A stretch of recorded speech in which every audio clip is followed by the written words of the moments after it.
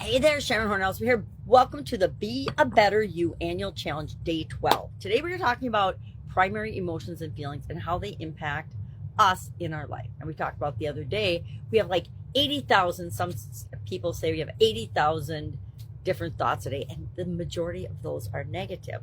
Well, if we have 80,000 thoughts a day, I am willing to believe we have probably twice as many emotions that we experience every day on a daily basis, because our emotions lead to thoughts and feelings and questions and actions. So today we're going to think about and pay attention to the different emotions we go through as we are going about our day.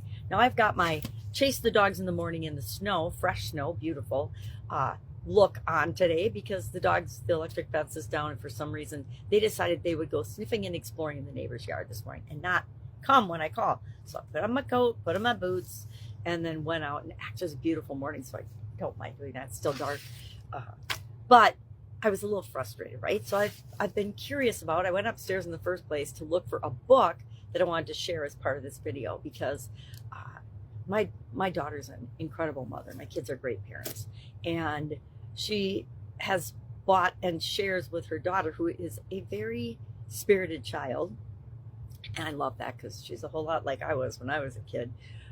She has a lot of emotions, and in order to deal with those emotions, she's got some books that they share and read when she's not feeling emotional, upset, or happy, or super ecstatic, or super sad about things. And she'll go through those books. And one of my favorite ones has got a bunch of different hearts in the center of it with different types of feelings, and I love it. And of course, I went up to find it so I could share it with you, and I couldn't find it. But that's okay. There's a whole bunch of them. There's probably 1,000 books on kids' feelings nowadays, right? If not more.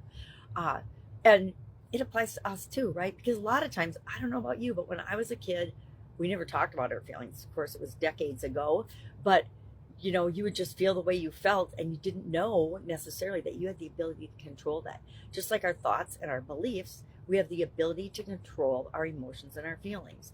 And it doesn't always feel that way, because we feel first. We are absolutely positively sensing and feeling beings first, and then that helps us decide how to respond.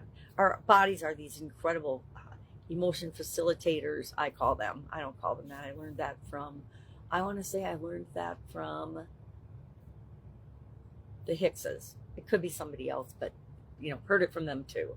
But our bodies are receptors, and they receive all these little signals and energy things that are felt in our bodies as emotions. Sometimes it's pain, sometimes it's delight, sometimes it's happy, sometimes it's sad. But the emotions then determine how we're going to respond or react to outside stimulus. And so today we're just going to pay attention to what emotions are we feeling most often. Sometimes it's scared, sometimes it's fearful, sometimes it's excited. And to me, fear and excited feel about the same. It's just whether I'm having a positive or a negative spin on it.